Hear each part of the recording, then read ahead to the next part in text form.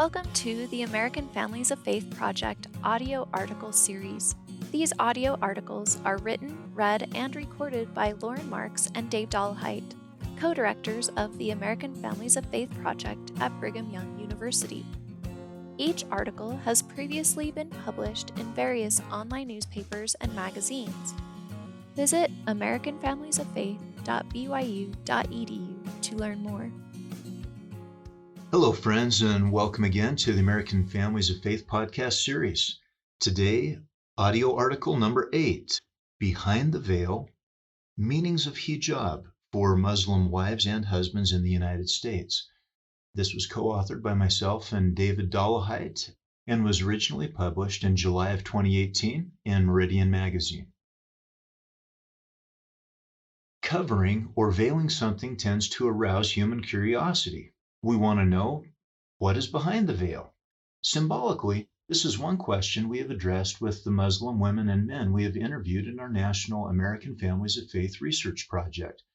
Our central related question was, what does the practice of hijab or veiling mean to Muslims in the United States? Much has been written about hijab by Western journalists, observers, and philosophers. Their representations of Muslim women's hijab have frequently depicted the practice as a manifestation of oppression, subjugation, and abuse of women. These opinions, observations, and thoughts are not our focus here.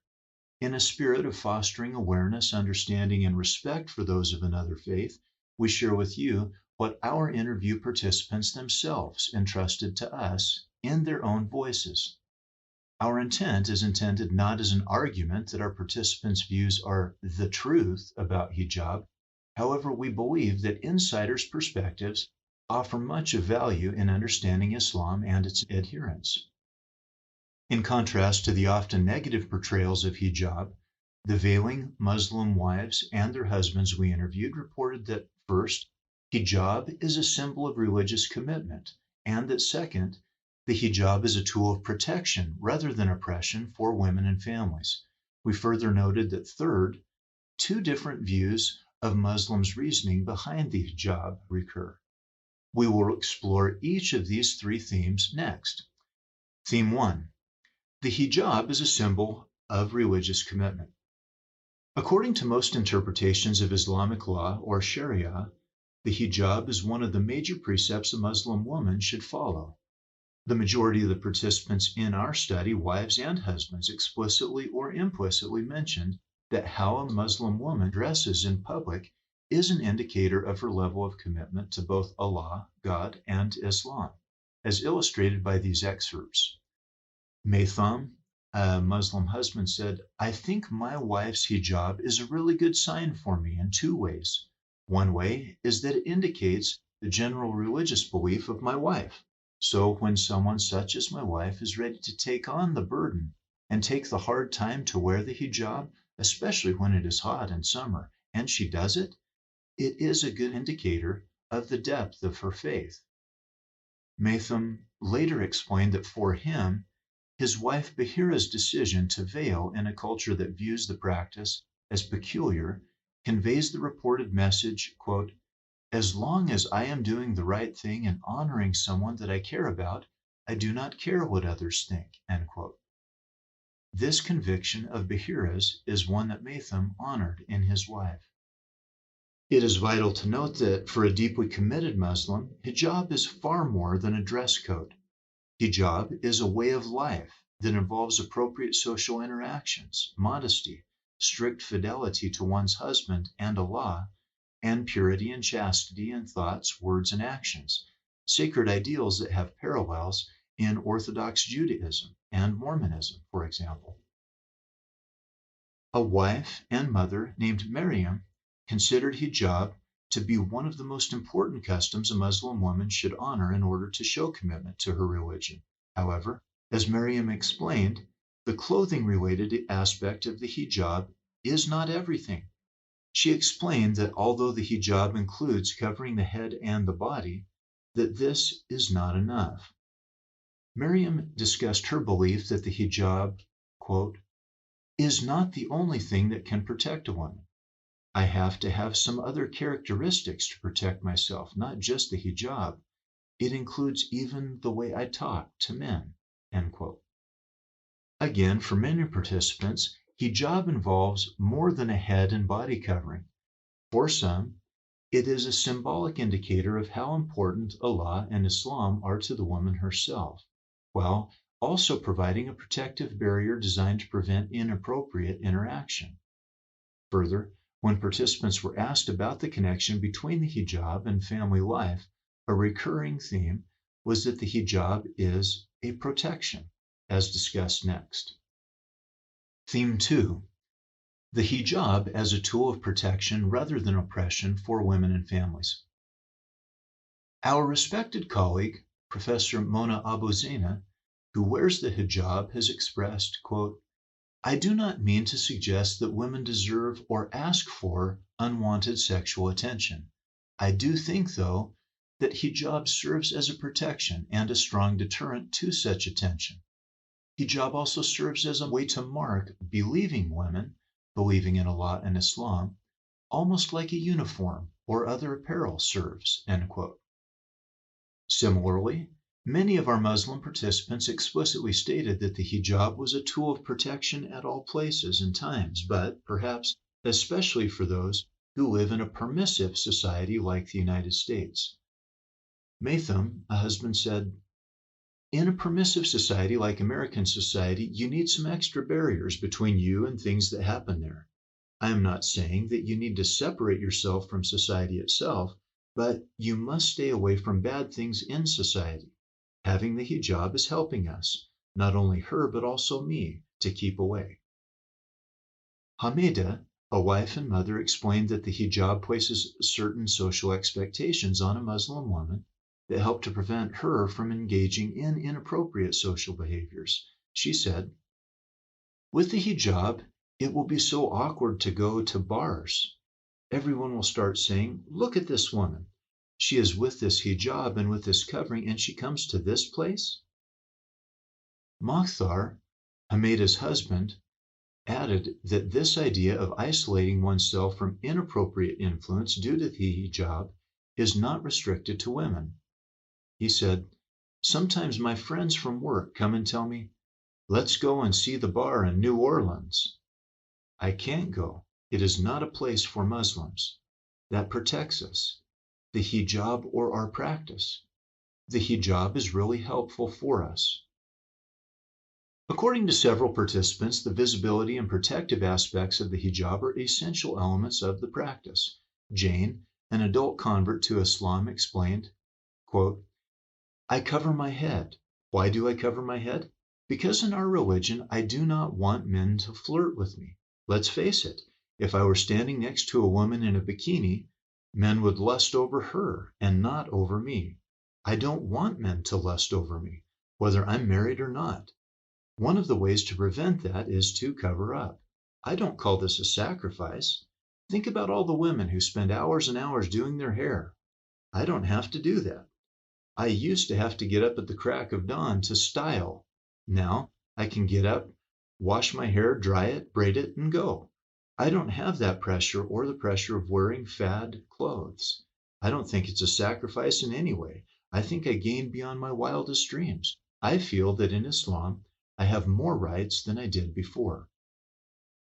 Like Jane, Aliyah, and Jana, two other adult converts to Islam, mentioned rights and expressed that Islam provided them with more rights than they had experienced before their conversions. Professor Mona Abu-Zeina, quoted earlier, has accordingly noted that, quote, this is a common sentiment that veiling women express, that they appreciate being considered for their contributions beyond their looks, instead of being objectified, end quote. Discussion of the hijab in the interviews often stimulated participant discussion regarding the idea of gender separation. Two subsequent camps of thought emerged. Some of the participants reportedly thought that the concept of the hijab involved both a physical covering and in a sharp gender separation designed to protect family relationships. The proponents of this view seemed to believe that the purpose behind the hijab, which they deemed to be protection, could not be achieved without both the physical covering and gender separation, including careful and respectful conversation with members of the opposite sex. Several participants expressed the idea that gender separation is a key factor for a healthy marriage, and the lack of it would promote marital infidelity. Aliyah compared her marriage that is based on Islamic law, Sharia, with the marriage of her non-Muslim brother and opined that most of her brother's marital problems would likely be prevented by following the Islamic rules, especially gender separation. Aliyah stated, "When I look at my brother's relationship, a lot of where their problems come in are things that are solved by our religion. You are not allowed to be with non-mahrams, any man other than father, brother, husband, son, grandfather, grandson, uncle, and father-in-law, in one room without someone else. In my brother's world, there is drinking and acting in certain ways. When you mix too much with the other gender, there is infidelity in thought, even if you are not cheating in action. In our religion, it's cut off. A man and woman who are not mahram or who are not family are not allowed to be just chit-chatting or just seeing each other without the woman modestly covered." The majority of the wives in the study explicitly stated that their husbands' opinions and comments about their hijab and the way they dress in public do not make them feel oppressed. Several even reported feeling cared about when their husbands support them in their efforts to dress more modestly. Entisar, a wife and mother, reflected, "Hijab is part of our faith, so if he asks me to wear hijab or to wear more modest clothes, that makes me feel happier because he wants to protect me more. He loves me more. I feel like that." A woman named Kalthum similarly expressed, "I actually do not wear the niqab, the face cover, when we are in our car traveling on the road because in America, nobody looks inside the car when you are driving. It is not like home back in India. That is why if I go back home, I would wear it all the time, when I am outside the house, even in the car. In America, when we go somewhere in car, I do not wear it, but when my husband is reaching a slow point, I usually wear it. Sometimes I do not, and my husband would say, 'Do not you think you should wear it now?' For me, that is such a satisfying moment when he reminds me to veil." The above reflections from Entisar and Kalthum regarding their satisfaction at having their husband's encouragement to cover are contextualized by Professor Abu Zaina's explanation that it is the religious obligation for Muslim men as heads of household to, quote, "advise their wives regarding dress," end quote, and that the men will receive, quote, "punishment or warning if they do not provide such reminders or are somehow proud to have their wife or daughter parade their uncovered beauty in public or mixed contexts," end quote. We note that this perspective contrasts sharply with the Western quip, "If you've got it, flaunt it." From this perspective, a husband's reminder to his wife to modestly cover is not insulting, but an effort to honor his responsibilities to Allah and to help his wife honor hers, as well as to protect her from indecent men. A battle between the Western tendency to, quote, "parade uncovered beauty," end quote, and the Muslim ideal of hijab jointly emerged in our interview with an adult convert to Islam, a woman named Aliyah. When she was asked, "How would you take your husband's input and opinion on your hijab?" she answered, "When my husband gives his opinion of my hijab, it does make me feel more protected. I think it does make me feel like he cares. But then on the other hand, because of the Western culture I grew up in that I came from, and the way my mother is, part of me feels oppositional. The way I learned from her is, I am going to dress the way I'm going to dress. It's none of your business." But the way in Islam, knowing why and the reason behind the hijab, I can take a step back and try to tell myself, you've been a little too reactionary. So it does make me feel that he loves me more and he is trying to protect me. It really does. But Being raised by a feminist type woman who is like, do not tell me what to wear, I still hear her voice. But as the rational woman I would hope I am, I can see that hijab has its place in society and in marriage. Despite the agreement most participants had about the positive influence of the hijab on their marriages and relationships, the way they understood and defined hijab varied. Two prominent but divergent views are presented next. Theme 3. Two different views of Muslims' reasoning behind the hijab. Our participants were quite unified in their discussions of hijab as a tool of protection rather than oppression. However, differences emerged regarding individuals' understandings of the reasoning, meanings, and purposes behind the hijab. Some reportedly thought a primary reason behind the hijab was to protect women from being harassed or hit on by men. Many with this view expressed the belief that Muslim women with the hijab should be involved in society with relatively unlimited interaction with the opposite gender while deriving protection from the hijab. This idea was clearly illustrated by the following interview excerpts. Ahmad, a husband, said, "If a lady has hijab, that does not mean she does not go to school or she can't go to work. To think that way is hurting you. If you have hijab, you have to go and get more education. Now you are protected. You have more duty." Likewise, a wife named Miriam criticized the behavior of some Muslim men who showed disapproval of their wives' interaction with non-kin males. She said, "Some men like their wives not to talk to any man. I do not agree with that.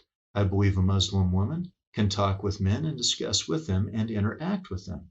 A woman can talk to men with confidence to show who she is and know who they are. They can help, and it is also part of hijab for me. But I know lots of Muslim men who do not believe in that." Aliyah saw Muslim women's appropriate interactions with both genders as a way to project Islam in a positive light. She explained her perspective as follows. By wearing the hijab, we are the flag bearer, dawah, for the religion. So the way we act, the way we interact with people is important. So from my understanding, I can't cut myself off. I have to be out there. I have to be able to talk. Conversely, a second set of participants emphasized complete or at least pronounced gender separation as a major part of the hijab. Kalthum, a wife and mother, explained that, "In my opinion, hijab is not just about clothes. It is a whole institution of separation between women and men that was made by the creator of everything. God has set certain standards. According to my religious belief, one of the things is modesty at a level where you have to totally ignore the other gender. That is a sacrifice, especially when you are a teenager." A husband named Hassan similarly expressed, "I do not think that hijab is just covering the head and your body. Hijab is a behavior, so covering is part of it, but not all of it. It should come with suitable behavior that matches with hijab. To have hijab, women should stay as far as possible from men, unless they have something very necessary that causes them to be together." Clearly, even among practicing Muslims, there is no single meaning of hijab. It is apparent that the story of hijab is not one story, but many. It is vital to note that our U.S. participants were not compelled to cover by national law, as is law in some Islamic nations. Our participants seemed to have made the personal conscious decision to cover. The personal meanings of hijab for women in other contexts likely differ, perhaps profoundly. Indeed, we have posited that there may be nearly as many meanings of hijab as there are Muslims. Even so, for many of our participants, the hijab apparently served as an outward symbol of an inward commitment to follow the way of Allah. As we conclude, we note that when framing the perceived benefits they received from being committed to the hijab and modesty, our participants' words seem to reflect pride and devotion. Noted benefits of hijab included creating a tangible barrier between themselves and what one participant called, quote, the dark side of society, end quote. Also addressed was the benefit that for women, the hijab protects them from being sexually harassed when engaging with male society. Further, many female participants seemed not to be merely compliant, but were instead assertive and deeply persuaded in abiding by the principle of the hijab. On a national scale, previous research has noted that Muslim immigrants tend to experience acceptance and acculturation in the United States, quote, to be more difficult than other immigrants, end quote, and that acculturation tends to be especially difficult for those affiliated with Islam. Indeed, wearing the hijab can mark Muslim women for religiously and gender-based discrimination. Often, such discrimination is grounded in an incomplete or erroneous understanding of the meanings of hijab for those who hold the practice and what it represents sacred. We believe that a willingness to step onto the sacred ground of others with ears ready to listen to their lived experiences and their differing approaches to meaning making can provide an effective way of pursuing understanding with both validity and humanity. Thank you for joining us on this American Families of Faith podcast. We look forward to joining you next time. Drs. Dave Dollahite and Loren Marks are both professors in the School of Family Life at Brigham Young University. The American Families of Faith project shares research-based ideas about ways of making faith come alive in marriage and family life.